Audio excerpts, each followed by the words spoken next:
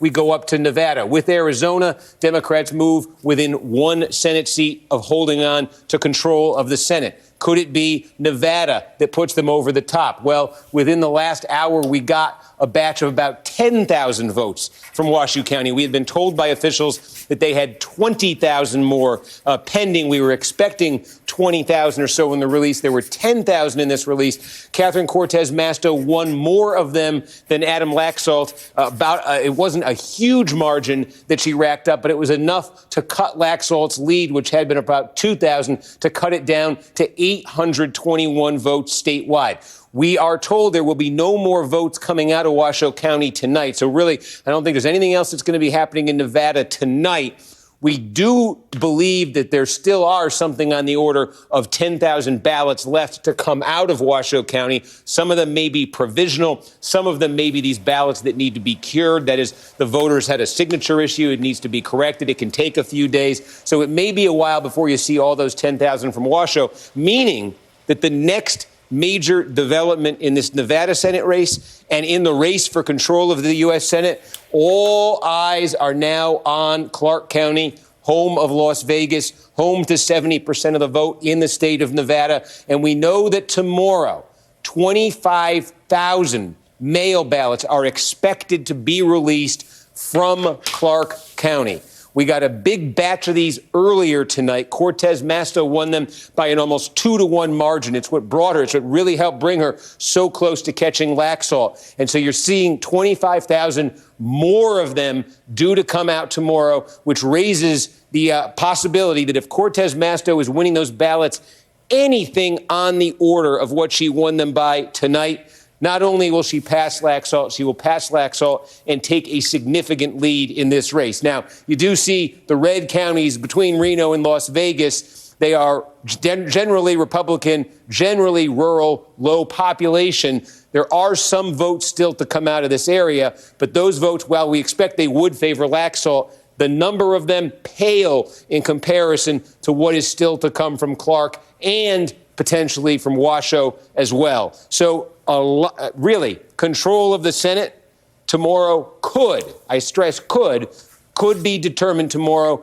in Clark County, because if Cortez Masto can do well enough with these 25,000 votes that we're expecting to see out of there, it could put her into the lead. It could put her significantly into the lead. And if Cortez Masto ends up winning Nevada, on top of what we just saw in Arizona tonight, Democrats would win both of those seats, would have 50 Senate seats. With that, they would be guaranteed to continue their control of the chamber with Kamala Harris's tiebreaker vote. And then that Georgia runoff, which will still take place on December 6th, would only be to decide whether Democrats have 50 or 51 seats. But control, then, in that scenario, would not be an issue. It'll be icing on the cake. It all means, though, Steve, that you, my friend, are going to be working tomorrow. Steve Kornacki, thank you. I want to bring in our leadoff panel tonight now. Jonathan Allen joins us, senior national politics reporter for NBC News. John Ralston is here, CEO of the Nevada Independent, covering politics in that state for more than 33 years. He's also an MSNBC political analyst. Greg Bluestein's here, a political reporter for the Atlanta Journal-Constitution and an MSNBC political contributor. He's also the author of Flipped: How Georgia Turned Purple and Broke the Monopoly on Republican Power. And NBC's Vaughn Hilliard is here. He is from Phoenix, Arizona. He joins us tonight wearing a bolo tie, honoring his state with that look. Vaughn, what a night for Arizona. Mark Kelly, the projected winner. What are you hearing on the ground from both sides? Look, let's just put into context the fact that for the third election cycle in a row, a U.S. Senate seat here will go to a Democrat.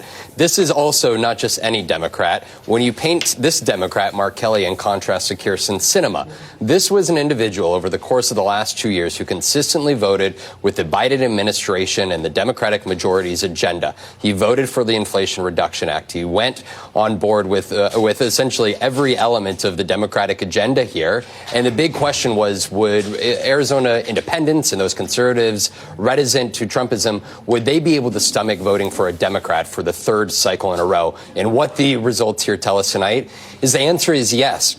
Arizona is legitimately a purple state now. Donald Trump was not on the ballot here. As at a time while inflation was high and immigration was at the forefront, a record number of migrants crossing this year, Republicans truly believed that they had, for a national race here, they had everything they needed to pull off a win and gain this Republican seat. But that's not the reality here. And then if you shift and look at the governor's race here right now, I just got to be frank, this turned pretty much everybody's heads here, but also with the Kari Lake campaign, the Katie Hobbs campaign here. To give you an idea of what this batch was comprised of, just 13.5% of this ballot drop were the mail early votes from Monday that skewed heavily towards Katie Hobbs, Mark Kelly, and the Democrats. The rest of them, the expectation was that they were going to go in the direction of the Republican ticket.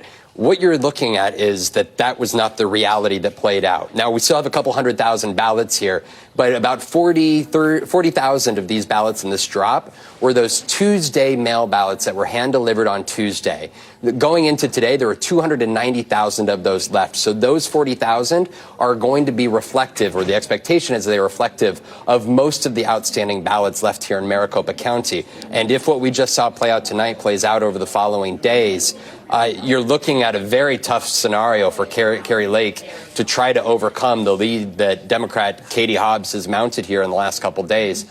This is a real testament to, I think, where independents in the state of Arizona are, but even some of those conservatives that have shown a willingness to vote against Trumpism yet again, this time in 2022, Stephanie. Or maybe even some of those conservatives who are sick of conspiracy theories. Arizona was ground zero for Cyber Ninja, the audit after audit. You've got election deniers all over that state, including Mark Finchem, the Republican candidate for Secretary of State, who it was just announced was defeated. How big of a deal is that? It's significant. You're looking at, again, Adrian Fontes. If you may here for a moment, go back to 2020. Adrian Fontes was the Maricopa County recorder here. He lost his race in Maricopa County. He then went and announced a run for Secretary of State. So this is a man who previously lost Maricopa County and is running as Secretary of State. He beat Mark Finchem here throughout the day today. Over the course of, essentially every 2 hours, he's come up with a different conspiracy theory. I'm not suggesting folks go and follow him on Twitter here, but he has thrown out essentially every excuse as to why he's down right now in the polls. The big question is, what do you hear from him, Blake Masters, potentially the Attorney General candidate, Aid Hamadeh? Kari Lake was on Tucker Carlson tonight, in which she even suggested that elections here in Arizona that had been rife with fraud here in the past. She had been slow to not, make specific claims about her governor's race this year because the thought process on that camp was that they were going to overcome here and ultimately win this race outright. But I asked the county officials here in Maricopa County just this afternoon, Stephanie, whether any of the campaigns had come to them over the course of these last 4 days to allege any fraud or irregularities, and their answer to me was no. I'm going to say that. I want you to say that one more time. These Republicans go on Fox News where all day long and every day and talk about voter fraud, talk about conspiracy theories. But again, none of them have raised voter fraud as an issue in the last 4 days. Is that correct? That's accurate. I just asked the county officials whether any of these campaigns had come to them with any specific allegations or evidence, and the answer was no. All right, John Ralston, let's turn to you with Arizona not yet in the rearview mirror, but Mark Kelly having been the projected winner. All eyes are on Nevada and the very close Senate race there. What can you tell us? Well, as you know, Stephanie, I always think all eyes should be on Nevada, but they're especially all on Nevada right now. Listen, Adam Laxalt's ahead by 800 votes. Steve Kornacki laid it out very well. There are about 25,000 ballots to count in Clark County. Clark County is a very Democratic county. She has been winning there by about 60% in the post-election mail dumps. She doesn't have to win with that kind of percentage to get over 800 votes. I think the Democrats were a little disappointed in the votes that were just released from Washoe County, the 11,000 that Steve talked about. She only picked up about 1,100 votes, won by about 10 points in Washoe County, though, Stephanie. If she wins by 10 points in Washoe County and 10 points in Clark County, she's going to win the race, even if the rurals, what's left out in the bright red rural Nevada, comes in. There's just not enough votes there. Now, don't forget, there are some ballots that are still going to be counted, mail ballots that are undergoing what is called a curing process. There'll be thousands of them. The Culinary Union, which is a Democratic organization, is running a very, very intense curing program for its members. So those ballots could favor Catherine Cortez Masto. And then, just to put one more group of ballots into this messy mix, there are provisional ballots, same-day registration. People come and then they have to check to make sure that those ballots have not been duplicated in the system. That'll take a little while. So if Cortez Masto wins overwhelmingly tomorrow in Clark and Washoe, it's probably over. But if she does not, Stephanie, we're going to have to wait until next week. All right, tell us about Joe Lombardo, the Republican who has won the race for governor. What do we need to know about this guy? Well, Sheriff Lombardo is essentially a newcomer to statewide politics. He assembled a tremendous team around him to run his campaign, and he's running against the governor who essentially was saddled with the pandemic, had to make some very difficult decisions. The economy was crushed. As you know, Stephanie, it's all tourism here. You shut down the Las Vegas Strip for a couple of months, you are going to really hurt people's livelihoods. There were problems with the unemployment system, problems with people getting checks. And Lombardo ran a very, very good campaign. But he is new. He is not super familiar with state issues. We don't know how he's going to govern. He's not like the rest of the candidates up and down the statewide ticket that the Republicans put up, who were very subpar, sometimes even kooky conspiracy theorist candidates. He's not like that, but he's an unknown quantity. And Steve Sisolak, the governor, there was a mountain for him to climb considering the COVID and other issues, Stephanie, and he just couldn't get over it. All right, Mr. Bluestein, let's go to Georgia. This runoff is less than a month away between Raphael Warnock and Herschel Walker. What are people there telling you? Well, look, they're looking very closely at what's happening in John's home state. A Democratic win in Nevada would lower the stakes in Georgia pretty dramatically. And I think that's a very good thing for Senator Warnock, because Herschel Walker would like nothing more than to make this race a referendum, not only on Joe Biden, but also with the core message that a vote for Raphael Warnock is a vote for Democratic control of the Senate. And if control is a moot point, he loses that argument. So Warnock wants to make this race about the individuals because he knows that polls show that Herschel Walker has a trustworthy issue and that a significant number of voters split their ticket between Republican Governor Brian Kemp and Senator Raphael Warnock. And so if that split holds, Senator Warnock enters this runoff in very good standing. What about the big guns in the Republican Party? Right now, they are planning to show up and campaign and help Herschel Walker. But if Democrats win in Nevada and Republicans have no chance of controlling the Senate, then who's showing up for them? Look, I still think it's all hands on deck for both parties. I would not be shocked to see high-profile surrogates from both sides of the party line coming to Georgia, because this seat is it'd still be 51, right? It'd either be 50 or 51, but it would still be a huge seat to win for either party. But we already had Ted Cruz. We'll see other high-profile Republican surrogates. The jury is still out on whether we'll see Donald Trump. That's the big question. And I know there's a debate within Republican circles about whether he'll drive turnout up, which he probably would, but also whether he'll also drive turnout up for Democrats and inject another polarizing debate into the Senate contest. Let's talk about Donald Trump, John Allen, because Donald Trump is still expected to give this big announcement in the next week. But does his party even want to hear from him? It's a great question, Stephanie. There are big flashing signs from his advisors in their public commentary basically saying that they've been advising him not to do this. They don't want him to do this, to come out and make this announcement right on the heels of the third straight bad election for Republicans, in which Donald Trump featured prominently, so prominently as to really pick the candidates in several of these races. The question for Republicans going forward, I think, is are they going to stick with Donald Trump? Are they going to unify behind an alternative, one single alternative?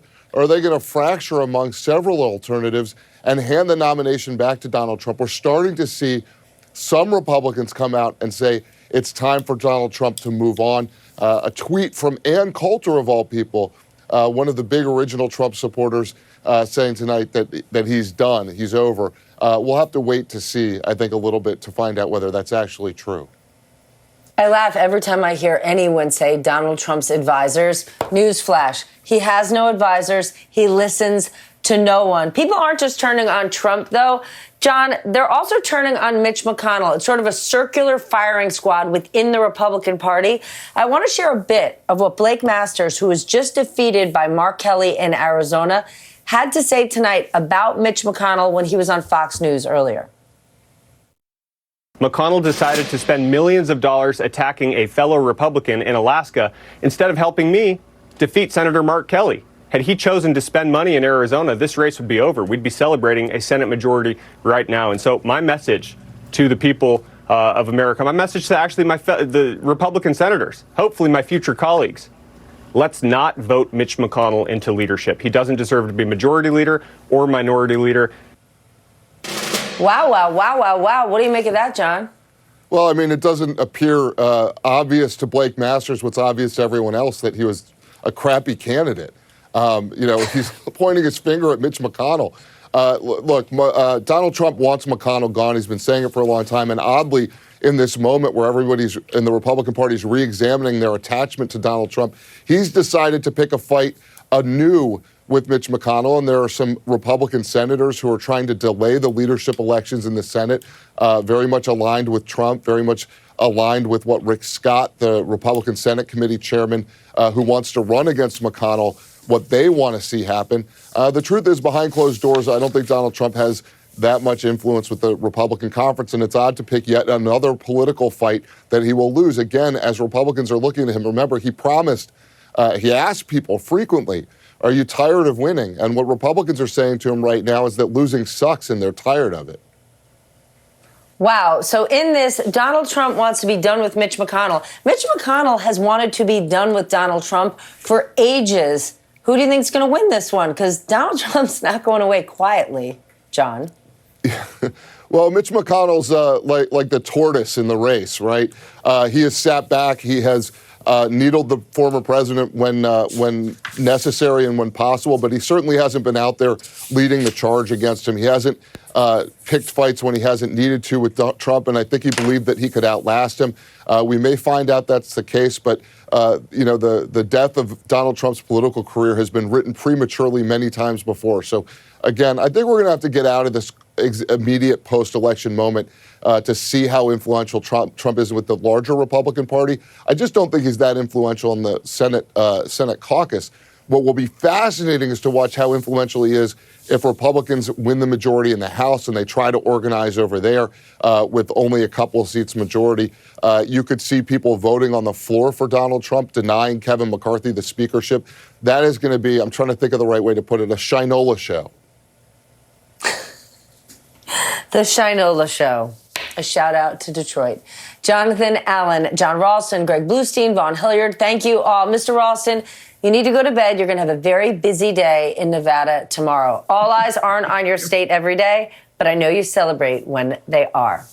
What a big night for Democrats in Michigan means for the other party. That's what we're going to get into next. Mallory McMorrow is here, and Matthew Dowd. If you didn't know, Michigan is his original home state. They're here on the rough road ahead for Republicans. And later, the crypto collapse. We need a bigger word than collapse. The devastation, the tsunami, the disaster. What the fall of FTX, even if you don't know what it means, why you need to, because what it could mean for everyone, not just the crypto bros. The 11th hour just getting underway on a very important Friday night.